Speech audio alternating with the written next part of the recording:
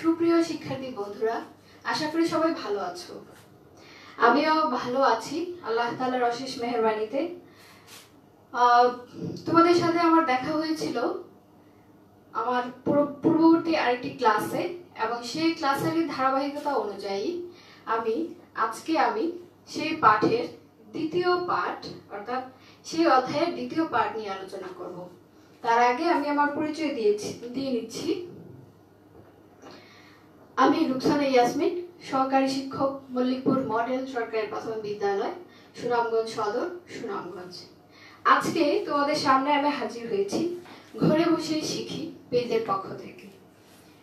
তো শিক্ষার্থী বন্ধুরা, আমরা দেরি করছি না, আমরা চলে যাচ্ছি আমাদের পাঠে যাওয়ার আগেই তোমাদের কি মনে আছে আমরা গতদিন কি পড়েছিলাম? হ্যাঁ, মনে থাকার কথা। আমরা ঘুরে আসি সোনার গায়ের প্রথম পাঠ্যাংশ নিয়ে আলোচনা করেছিলাম। আমরা সেখানে শিখেছিলাম ঘুরে আসি সোনার গায়ে এই পাঠটি মূলত কি নিয়ে, অর্থাৎ পাঠের বিষয়বস্তু কি ছিল।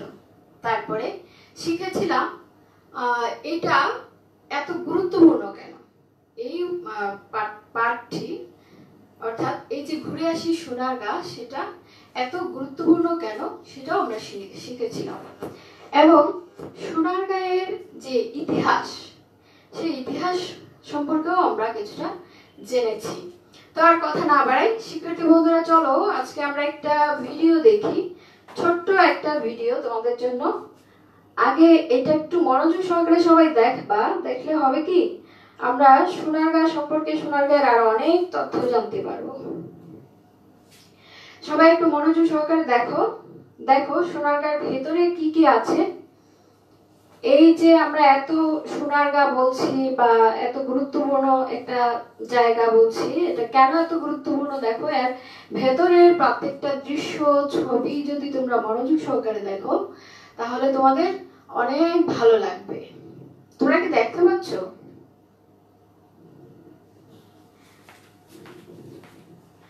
একটু মনোযোগ সহকারে দেখো সবাই। শিক্ষার্থী বন্ধুরা, কেমন লাগছে বলো তো?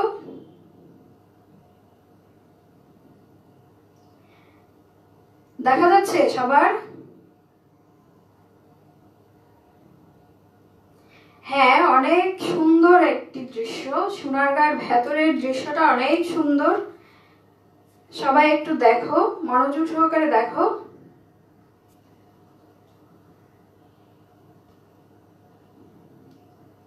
দৃশ্যগুলো অনেক সুন্দর। দেখো এই যে করিডোর গুলো গাছে গাছে সাজানো,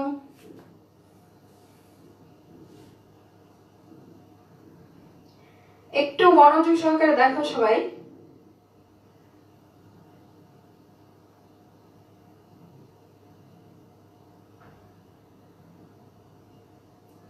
দেখা যাচ্ছে সবার?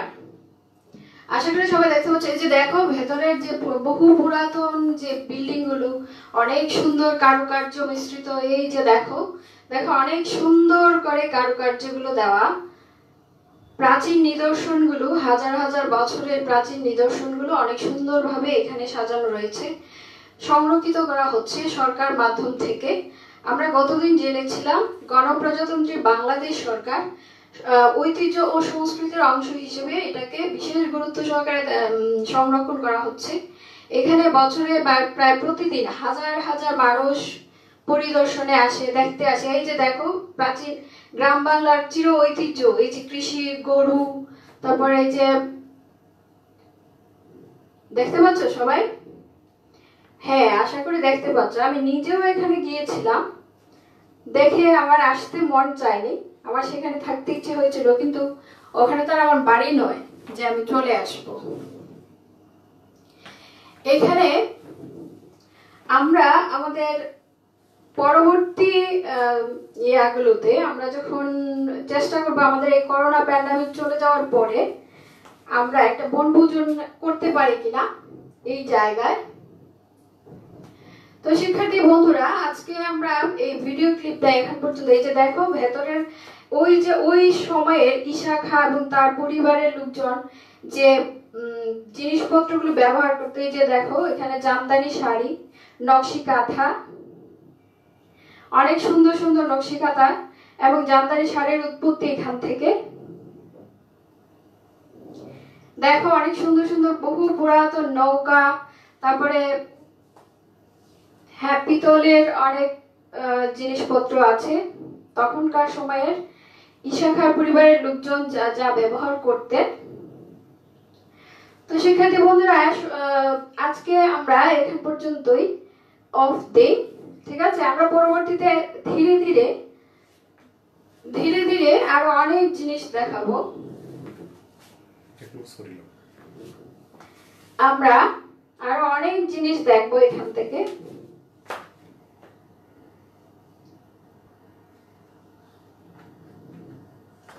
কেমন লাগলো তোমাদের? এই যে ঘুরে আসি সোনারগাঁ, আমরা একজনও সোনারগাঁয়ে চলে গিয়েছিলাম, তাই না শিক্ষার্থী বন্ধুরা? আমাদের এই কথার সাথে আজকের পাঠ শিরোনামের সাথে মিলে গিয়েছিল ঘুরে আসি সোনারগাঁ। আমরা ঘুরতে চলে গিয়েছিলাম প্রায় 2 মিনিটের মতো। তো শিক্ষার্থী বন্ধুরা সবাই চলো ঝটপট, পৃষ্ঠা নাম্বার হলো 78, পৃষ্ঠা নাম্বার 78, আজকের পাঠ 2। আমরা পাঠ্যাংশ আমাদের আগের গুলোই থাকবে, এই যে এই অংশটাই আমাদের থাকবে পাঠ্যাংশ, এবং এখান থেকে আমরা আজকে নতুন নতুন অনেক জিনিস শিখব। যেমন এখানে অনেক নতুন শব্দ আছে যেগুলো আমরা আমাদের কাছে নতুন মনে হয়েছে, তোমাদের কাছেও মনে হবে। তারপর কিভাবে একটা অনুচ্ছেদ থেকে প্রশ্ন তৈরি করতে হয়, কারণ এটা আমাদের মূল্যায়নে একটা অনুচ্ছেদ থেকে প্রশ্ন তৈরি করতে হয়। আজকে আমরা শিখব সেই প্রশ্ন তৈরি করা।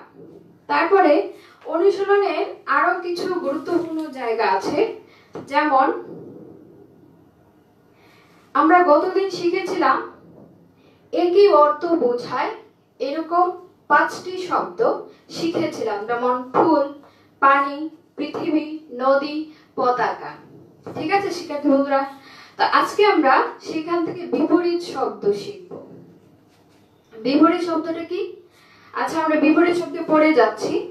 আমরা প্রথমে অনুশীলনের যে শব্দের অর্থগুলো দেওয়া আছে সবগুলো শব্দ আমরা নিব না।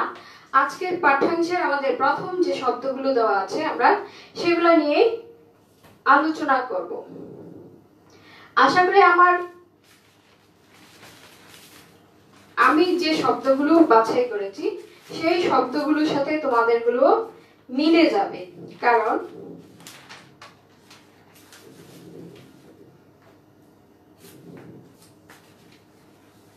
সবাই একটু দেখো,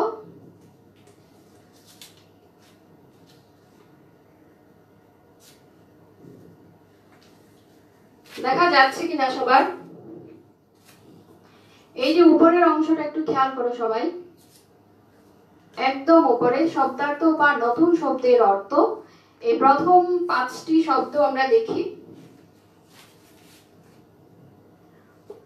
ঐতিহাসিক, ইতিহাস সংক্রান্ত, ঐতিহাসিক, ইতিহাস সংক্রান্ত, তারা, তাগিদ দেয়া, তারা, তাগিদ দেয়া, সুশৃঙ্খল, সুনিয়ন্ত্রিত, সুশৃঙ্খল, সুনিয়ন্ত্রিত, সড়ক, রাস্তা বা পথ, ম্যাপ, মানচিত্র, ম্যাপ, মানচিত্র।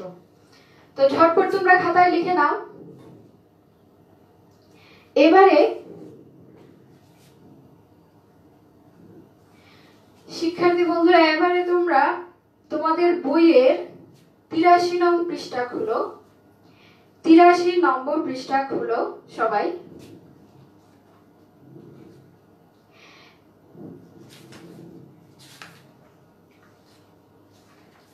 তিরাশি নম্বর পৃষ্ঠার মধ্যে দেখো বিপরীত শব্দ দেওয়া আছে।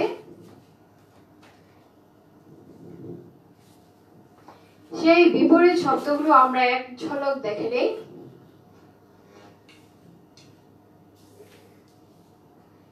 বিপরীত শব্দ জেনে নেই। বিপরীত শব্দ মানে কি? একটা আরেকটার বিপরীত, ঠিক আছে? যেমন সকাল বিকাল, সকাল বিকাল, যাওয়া আসা, আনন্দ বেদনা, মিষ্টি তেতো, মিষ্টি তেতো, রোদ বৃষ্টি, প্রথম শেষ, প্রথম শেষ। ঠিক আছে, এগুলা খাতায় লিখে নাও।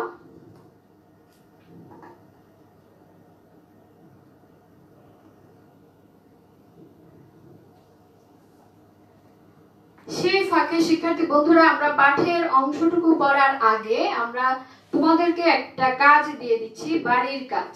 তোমরা বাড়ির কাজটা এখান থেকে এক ঝলক লিখে নাও। সোনারগাঁও সম্পর্কে 8টি বাক্য লিখো। সোনারগাঁও সম্পর্কে 8টি বাক্য লিখো। আমরা কিন্তু সোনারগাঁও সম্পর্কে প্রথম পাঠ্যাংশ এবং আজকে দ্বিতীয় পাঠের অংশগুলো এখন আমি পড়ব।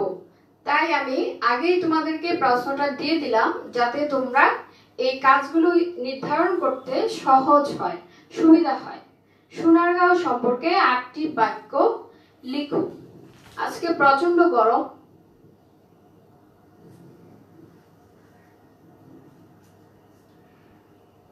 তো শিক্ষার্থী বন্ধুরা, আশা করি তোমাদের এই পোস্টারের কাজ শেষ, তোমরা সবগুলো লিখে নিয়েছো।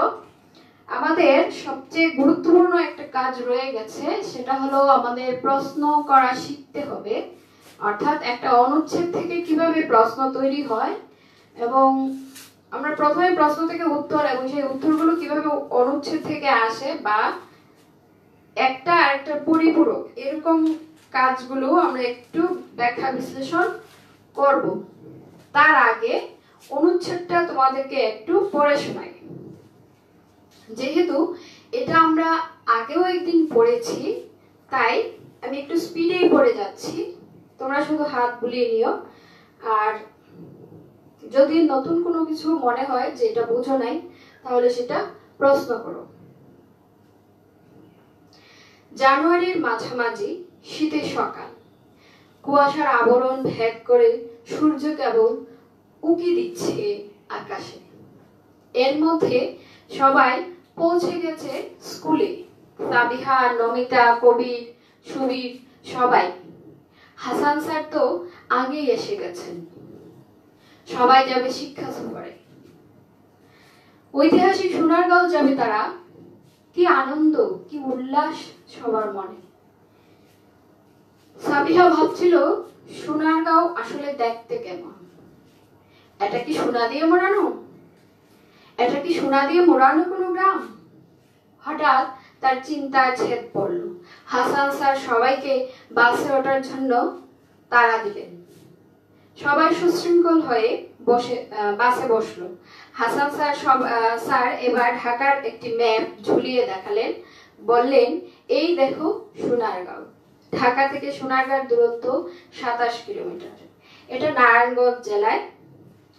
শিক্ষার্থী বন্ধুরা, এগুলো একটু খেয়াল রেখো, কারণ আমরা কিন্তু এই যে পরবর্তী যে অনুচ্ছেদ থেকে প্রশ্ন, সেগুলোতে কিন্তু আমরা এগুলাই খুঁজে বের করার চেষ্টা করব। ঢাকার দক্ষিণ পূর্বে এই প্রাচীন নগরী সোনারগাঁওয়ের অবস্থান।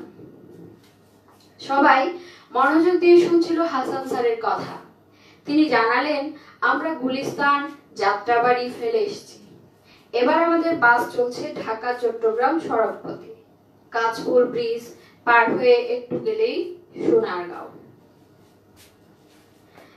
তো এখন আমাদের কাজ কি শিক্ষার্থী বন্ধুরা? আমাদের কাজ হলো এই অনুচ্ছেদ থেকে কিছু প্রশ্ন তৈরি করা। আমরা অনেক সময় বলি কি, কেন, কোথায়, কিভাবে। ঠিক আছে, তো এই যে প্রত্যেকটা শব্দ, এগুলো কিন্তু প্রশ্নবোধক শব্দ। এগুলো দিয়েই কিন্তু প্রশ্ন তৈরি করতে হয়। তো দেখো, আমি তোমাদের জন্য কিছু প্রশ্ন তৈরি করে নিয়ে এসেছি এবং এই অনুচ্ছেদ থেকে তোমাদের কাজ হলো প্রশ্নের উত্তরগুলো দিতে হবে। এই অনুচ্ছেদ থেকেই প্রশ্নের উত্তরগুলো দিতে হবে।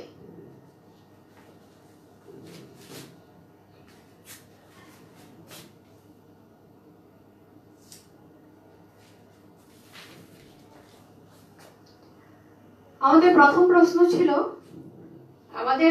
প্রশ্ন হলো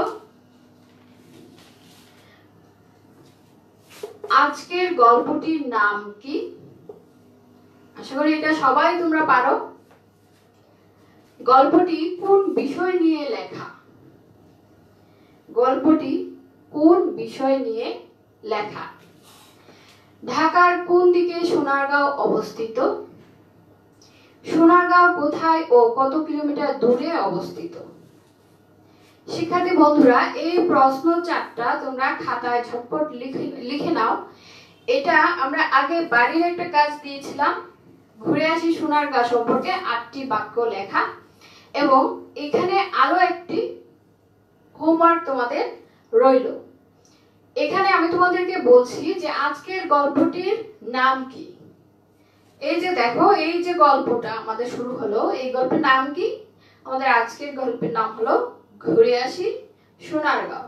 তাহলে আমাদের আজকের গল্পের নাম ঘুরে আসি সোনারগাঁও। একটা প্রশ্নের উত্তর আমি বলেই দিয়েছি, কারণ এখানে তোমরা খুঁজলে কিন্তু সবগুলা প্রশ্নের উত্তর তোমরা পেয়ে যাবে। তো তোমরা কি আমার হোমওয়ার্ক গুলো করবে? আমি এর আগের ক্লাসেও কয়েকজন আমাকে দিয়েছিল হোমওয়ার্ক গুলো, তো আশা করি তোমরা এখন আরো যুক্ত হয়ে যাবে আমাদের এই ক্লাসগুলোতে, এবং তোমরা চেষ্টা করবে এগুলোর উত্তর খুঁজে বের করার। এই যে দেখো, এখানের মধ্যেই তোমার এই প্রত্যেকটা প্রশ্নের উত্তর খুঁজে পাবে। আচ্ছা, তার আগে আমি বলি যে কি, মানে খুব সহজেই এখান থেকে আমরা পেয়ে গেলাম এটার উত্তর, সোনারগাঁও। আজকের গল্পটির নাম ঘুরে আসি সোনারগাঁও। তাহলে খুব সহজে আমরা পেয়ে গেছি। গল্পটি কোন বিষয় নিয়ে লেখা? একটু ভাবো, একটু চিন্তা করো, গল্পটি কোন বিষয় নিয়ে লেখা। আশা করি সেটাও তোমরা পারবে। একটা ঐতিহাসিক স্থান, ঠিক আছে। ঢাকার কোন দিকে সোনারগাঁও অবস্থিত, এটাও যদি তোমরা ব্রেইনটা একটু খাটাও তাহলেও উত্তর পেয়ে যাবে। তারপরে হচ্ছে সোনারগাঁও কোথায় এবং কত কিলোমিটার দূরে অবস্থিত। তাহলে এই যে আগে আমি যে শব্দগুলো লিখেছিলাম, এই যে তোমাদের এখানে যে শব্দগুলো লিখেছিলাম, এই যে দেখো কি, কেন, কোথায়, কিভাবে, তাহলে এই শব্দযুক্ত কিছু প্রশ্ন এখানে তোমরা নমুনা দেখলে। যেহেতু আমরা এখন আর মুখস্থ করে কোনো উত্তর দিতে পারি না, দেওয়ার সুযোগ নাই, তাই আমাদেরকে চিন্তা ভাবনা করে উত্তরগুলো তৈরি করতে হয়। তো শিক্ষার্থী বন্ধুরা, আমি তোমাদেরকে যেটা বলছিলাম যে তোমাদের হোমওয়ার্ক হলো 2টা দিলাম, এবং এখানে দেখো আমরা কিন্তু প্রতিটা অধ্যায়ে নতুন নতুন কিছু বিষয়ের সাথে পরিচিত হচ্ছি। একটা হলো আমরা এর আগের দিন পড়েছিলাম পৃষ্ঠা নাম্বার 83, একটা হলো 6 নাম্বার প্রশ্ন, একই অর্থ বোঝায় এরকম কয়েকটি শব্দ লিখি, যেটা আমরা গতদিন পড়েছিলাম। মনে আছে সবার? গতদিন এটা আমরা কিন্তু পড়েছিলাম। এবং আজকে কি করলাম? আজকে কিন্তু আমরা এর পরের প্রশ্নটা করার চেষ্টা করলাম, বিপরীত শব্দ লিখি, ঠিক আছে। তো বিপরীত শব্দ লিখি, এখানে দেখো যে শব্দগুলো দেওয়া আছে তার ঠিক বিপরীত। আর আগের প্রশ্নটা কি ছিল? সমার্থক। একই শব্দ বোঝায় এরকম 5টা করে শব্দ, যেমন এখানে ফুল দিয়ে 5টা শব্দ লেখা হয়েছে। আবার এই প্রশ্নটাতে বলা হয়েছে বিপরীত শব্দ, যেমন সকাল, বিকাল। যদিও আমরা ব্যাকরণের এই অংশগুলোকে আলাদা আলাদা আলাদা ভাবে চিহ্নিত করি না, তবে তোমাদের অবশ্যই মনে রাখতে হবে যে বিপরীত শব্দটা আসলে কি, আবার একই অর্থ বোঝায় এই শব্দগুলো আসলে কি। এটা আমরা প্রতিটা পাঠে প্রতিটা অধ্যায়ে আমরা আলোচনা করছি একই শব্দ মানে সমান সমান শব্দ, যে শব্দ দিয়ে একই অর্থ বোঝায়, যেমন ফুল, পুষ্প, কুসুম, মঞ্জুরি, প্রসূন, পুষ্পক। আবার বিপরীত শব্দ হলো একটা আরেকটার বিপরীতমুখী, যেমন সকাল, বিকাল, আলো, অন্ধকার। আমরা যদি একটু লাইটগুলো অফ করে দিই তাহলে অন্ধকার হয়ে যাবে, আলোর বিপরীত অন্ধকার হয়ে যাবে। তো শিক্ষার্থী বন্ধুরা, আমরা আজকে আমাদের লেসনের শেষ অংশে চলে এসেছি। তো কি করবো বলো তো? আমরা এখন আপাতত আমাদের আজকের ক্লাস এখানেই শেষ করছি। সবাই ভালো থাকবে, সুস্থ থাকবে। আর এই যে আমরা সবাই এত করোনা করোনা বলছি, আমরা সবাই সচেতন থাকব, নিরাপদে থাকব, প্রয়োজনের বাহিরে বা প্রয়োজন ছাড়া আমরা ঘরের বাহিরে যাব না, সবাই ঘরের ভেতরে থাকব এবং আমাদের মন মানসিকতাকে সতেজ করে রাখবো। তার জন্য আমাদের কিছু পরিকল্পনা দরকার, যেমন আমাদের মুরব্বীরা বা ঘরের বড়রা, মা বাবারা যা বলেন তা শুনতে হবে তোমাদের। এবং বাহিরে যদি যাও তাহলে ঘরে এসে প্রথমে হাত ধুতে হবে। কত সেকেন্ড? 25 সেকেন্ড। আর দিনে কমপক্ষে 5 বার হাত ধুবে সাবান দিয়ে। হাত না ধুয়ে বা এমনিতেও হাত কখনো মুখে দিবে না, নাক চুলকাবে না, চোখে আঙুল দিবে না। তাতে হয় কি, এই যে এই সংক্রামকগুলো কিন্তু খুব সহজেই মানুষের ভেতরে যায়, চোখের মাধ্যমে, নাকের ভেতরে, মুখের মাধ্যমে। ঠিক আছে? তো ঠিক আছে, সবাই তোমরা ভালো থেকো। আজকের মতো এখানে বিদায়। আল্লাহ হাফেজ।